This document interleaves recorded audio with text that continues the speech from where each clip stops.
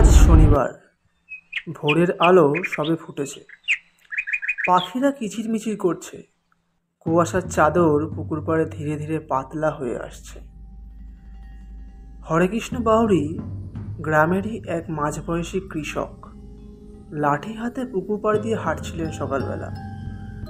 প্রতিদিন সকালেই একটু পায়চারি করা তার যেন নিত্যদিনের অভ্যাস। পুকুরটা এক পাশে ঘন বাঁশঝাড়ে ঢাকা, অন্য পাশে খোলা মাঠ, চারপাশে নীরবতা, আর শুধু সেখান থেকে একটাই শব্দ ভেসে আসছে, হরেকৃষ্ণ বাউরির পায়ের শব্দ। হঠাৎ তার চোখে পড়ল পুকুরের জলে কিছু একটা ভাসছে। প্রথমে মনে হলো হয়তো কোনো মরা ছাগল বা গরুর বাচ্চা হবে, কিন্তু আরও একটু এগিয়ে যেতেই তার চোখ কপালে উঠে গেল। স্পষ্ট দেখা গেল জলে ভেসে আছে একটা মেয়ের দেহ। চুলগুলো ছড়িয়ে আছে জলের ওপরে, সাদা কামিজ ভিজে গায়ে লেপ্টে আছে। মুখটা অর্ধেক জলে ডুবে থাকলেও বোঝা যায় সে আর বেঁচে নেই। হরেকৃষ্ণ হাঁক দিল, ওরে কেউ আছিস? পুকুরে যে একটা লাশ রয়েছে। হরেকৃষ্ণ ডাকার পরেই চারপাশের ঘর থেকে মানুষজন বেরিয়ে আসতে লাগলো। বউ, ঝি, ছেলেপুলে, এমনকি পাশের গ্রামের কাকু কাকিরাও এসে ভিড় জমালো। একজন বলল, কে মরে গেল? এ মেয়ে তো আমাদের গ্রামের নয়। আরেকজন বলল, কাল বিকেলে পুকুর পাড়ে এক মেয়েকে বসে থাকতে দেখেছিলাম, কিন্তু মুখটা ঠিক মনে পড়ছে না। দুজন জলে নেমে দেহটা টেনে তুলল। কুয়াশা আরো পাতলা হয়ে এসেছে। সকলে এখন স্পষ্ট দেখতে পাচ্ছে তার মুখটা। খুব সুন্দরী, কিন্তু শান্ত মুখে এক অদ্ভুত ভয়ের ছাপ। সবার চোখে কেবল একটাই প্রশ্ন, কে এই মেয়ে? আর কিভাবেই বা এখানে এলো? আর মরল কিভাবে? গ্রাম পঞ্চায়েতের সদস্য কালীচরণ ঘোষ এলেন। তারপর যথারীতি পুলিশে খবর দেওয়া হলো।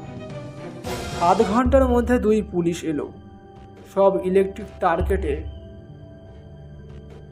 বাঁশের চাটাই দিয়ে পুকুর ঘিরে রাখা হলো, কেউ যেন কিছু স্পর্শ না করে। কিন্তু সন্দেহ শুরু হলো তখনই। পায়ের পাতায় কাদা নেই, জামা কাপড়ে কোনো রকম ছেঁড়া বা লড়াইয়ের চিহ্ন নেই। মনে হচ্ছে সে নিজেই জলে নেমেছিল। কিন্তু তাহলে কি এটা আত্মহত্যা? গ্রামবাসীদের একটা দল গুঞ্জন করতে লাগলো, আরে আরে এই পুকুরটা ভালো না, আগে একটা বউ মরে গিয়েছিল এখানে, তার আত্মা হয়তো ফিরে আসতে পারে। কি জানি বাবা, এখনকার যা দিনকাল।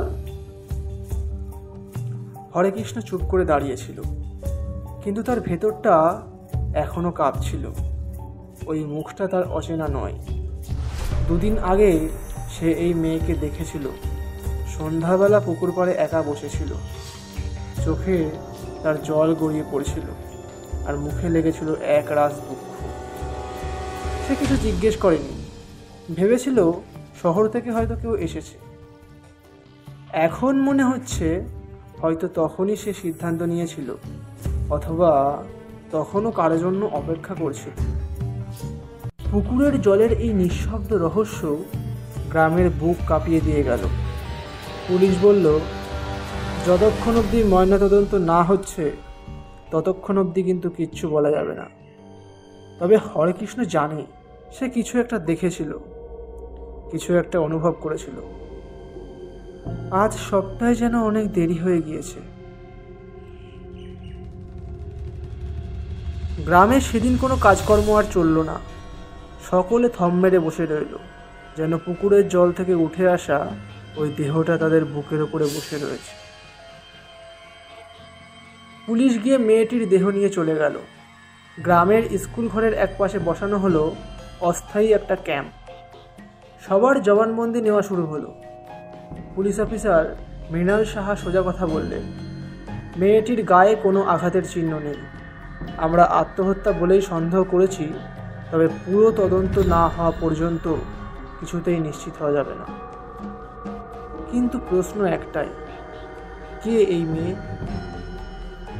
পুলিশ ছবি তুলল, তারপর শহরে পাঠালো। নিউজে এবং খবরের কাগজে, সোশ্যাল মিডিয়ায় ছড়িয়ে পড়ল এই ঘটনা। 2 দিন কেটে গেলেও কেউ কিন্তু কোনো দাবি করলো না যে ও আমার মেয়ে অথবা আমার আত্মীয়। তবুও হরেকৃষ্ণর মন অস্থির। সে জানে 2 দিন আগেই এই মেয়েটিকে সে দেখেছিল। পুকুর পাড়ে বসেছিল একেবারে নিঃসঙ্গ। তার ওই চোখ মুখটা সে যেন আজও খুলতে পারেনি। সেই চোখে মুখে যেন একটা অজানা প্রশ্ন লেগেছিল। এখন নিজের অকারণ নির্লিপ্ততায় সে নিজেই ক্ষুব্ধ। হঠাৎ করেই গল্পে প্রবেশ করলো এক নতুন চরিত্র। তার নাম হচ্ছে সোহম। শহরে চাকরি করে ছেলেটি, হরেকৃষ্ণরই ভাগ্নে। ছুটি নিয়ে এসেছিল 1 সপ্তাহের জন্য। খবর পেয়ে ছুটে এলো থানায়। ছবিটা দেখার সাথে সাথেই তার মুখটা সাদা হয়ে গেল। সোহম বলল, আমার মনে হচ্ছে আমি ওই মেয়েটাকে চিনি। এই কথা শোনার পর ওখানে থাকা সকলেই চমকে উঠল। চেনেন? কে সে?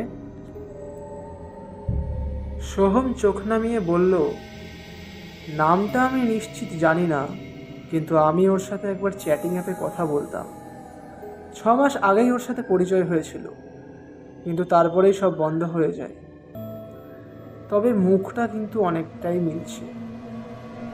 মৃণাল সাহা তখনই ফোন নাম্বার ও চ্যাটের স্ক্রিনশট দেখতে চাইল। সোহম তার পুরনো অ্যাকাউন্ট খুলে দেখালো। একটা নাম, মেঘ 23। তদন্তের এক নতুন দিক খুলে গেল। এখন প্রশ্ন উঠল, এই মেয়ে কি সত্যিই সোহমের কাছে এসেছিল? যদি এসেও থাকে তাহলে ওর সাথে দেখা করেছিল, আর যদি নাই করে থাকে তাহলে এখানে এলো কিভাবে? গ্রামের লোকজন ততক্ষণে নতুন কাহিনী বানাতে শুরু করে দিয়েছে। ওই মেয়েটা প্রেমে প্রতারিত হয়েছিল। অভিশপ্ত পুকুর ওকে টান মেরেছে। ও নাকি একটা কাগজ হাতে করে বসেছিল। কিন্তু তাই যদি হয়, কোনো কাগজ তো পাওয়া যায়নি। পুকুর এখন আগের থেকেও অনেক নীরব। সেই নীরবতার মধ্যেও কেউ যেন কেঁদে চলেছে। কেউ যেন রোজ রাতে ডেকে চলেছে কাউকে। আর হরেকৃষ্ণ বোঝে রহস্য এখনো শেষ হয়নি, এ যেন কেবল শুরু মাত্র। সোহমের দেয়া তথ্য অনুযায়ী পুলিশ অনেকটা এগোনোর চেষ্টা করলেও এখনোই কিছু বার করতে পারেনি। সত্যি বলতে কিছুতেই মেয়েটির পরিচয় বা মৃত্যু কিভাবে ঘটল তার কোনো সুস্পষ্ট প্রমাণ এখনো পাওয়া যায়নি। পুকুরটা যেন সব গিলে ফেলেছে একবারে। কোনো দাগ, কোনো চিহ্ন কিছুই রাখেনি। এরপর যথারীতি 3 দিন কেটে গেল। 4র্থ দিন সন্ধ্যাবেলা আকাশে হালকা মেঘ জমেছে। গ্রামেরই এক কিশোর রবিন স্কুলের পড়া শেষ করে ছিপ হাতে পুকুরে মাছ ধরতে গিয়েছে। অন্যদিন সে নিজের দাদা বা বন্ধুর সাথেই আসে, কিন্তু সেদিন সে একাই গিয়েছিল। পুকুরের জল ছিল অস্বাভাবিক শান্ত। আকাশের সূর্য ধীরে ধীরে ডুবে যাচ্ছে। চারিদিকে একটা লালচে আলো ছড়িয়ে পড়েছে। রবিন ছিপ ফেলে বসেছিল পাড়ে। হঠাৎই সে লক্ষ্য করে জলের উপর কিছু একটা ধীরে ধীরে ভেসে উঠল। প্রথমে ভাবল কোনো বড় পাতা কিংবা মাছের ঝাঁক হবে, কিন্তু যখন সেটা একেবারে সামনে এলো তখন তার চোখে পড়ল একটা মেয়ের কাটা মাথা। তার ভেজা চুলগুলো জলের মতোই ছড়ানো, চোখ দুটো অর্ধেক খোলা, ঠোঁটে থমকে থাকা এক ভয়ঙ্কর অভিব্যক্তি, যেন তার চোখ দিয়ে কেউ কাঁদছে নাকি কারো দিকে ঘুরে ফিরে চেয়ে রয়েছে। রবিন ঘরে ফিরল না। চিৎকার করে অজ্ঞান হয়ে পড়ে গেল মাটিতে। এক রাখাল ছেলে তাকে পড়ে থাকতে দেখে চেঁচিয়ে ডাকলো। গ্রামে আবার তোলপাড় শুরু হয়ে গেল। এই পুকুর ভালো না, এইবার আর কোনো সন্দেহ নেই। চিৎকার করে উঠল মধু বৌদি, আমি বলেছিলাম না ও আত্মা ফিরে এসেছে। হরেকৃষ্ণ পুকুর পাড়ে এসে দাঁড়ালো। তার মনে হলো পুকুরটা তাকে যেন কিছু বলতে চাইছে। প্রতিদিন সকালে যেখানে এসে হাঁটতো, আজ সেই জল যেন তার দিকে তাকিয়ে ফিসফিস করে বলছে। কি বলছে তা হরেকৃষ্ণ বুঝল না, কিন্তু কিছু একটা যে বলার চেষ্টা করছে তা যেন হরেকৃষ্ণর মনের গভীরটাকেও নাড়িয়ে দিল। পুলিশ এসে দেখলো কোথাও কোনো মাথা নেই, শুধু একটুখানি লালচে দাগ রয়ে গেছে জলের ওপর। কেউ বিশ্বাস করলো, আর কেউ বলল ছেলেরা চোখে তো ভুল দেখিনি। কিন্তু রবিন এখনো ভয়ে কথা বলতে পারছে না। একটাই কথা কেবল ঘুরে ফিরে বলল, সে ফিরে এসেছে।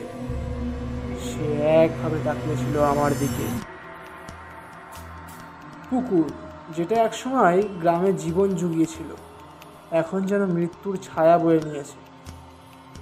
এবার শুধু প্রশ্ন নয়, ভয় ছড়িয়ে পড়েছে, এবং হরেকৃষ্ণ জানে এবার তাকে মুখোমুখি হতে হবে এই পুকুরের অতীতের সাথে, হয়তো নিজের জীবনেরও অতীতের সাথে। রবিনের দেখা সেই বিভীষিকাময় দৃশ্যের পর গ্রামে একরকম আতঙ্ক নেমে এলো। সন্ধ্যা নামলেই ঘরবন্দি হয়ে যাচ্ছিল সবাই। পুকুর পাড়ে যাতায়াত একেবারে বন্ধ হয়ে গেল। হরেকৃষ্ণ একা চুপচাপ বসে থাকে। রাতের অন্ধকারে তার বুক যেন ধড়ফড় করে ওঠে, কানে যেন ফিসফিস শব্দ ভেসে আসে।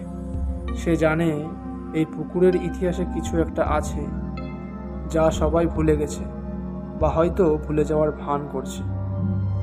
এক রাতে খাওয়া দাওয়া সেরে সে তার ঠাকুমার পুরনো ট্রাঙ্কের তালা খুলে বসল।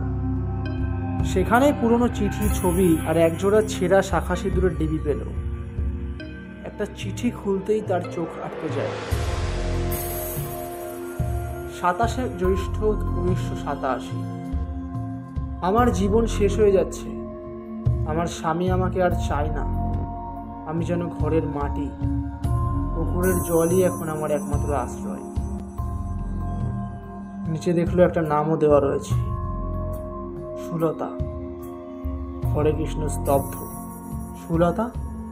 এই নামটা সে শুনেছে ছোটবেলায়। অনেক গুজব ছিল।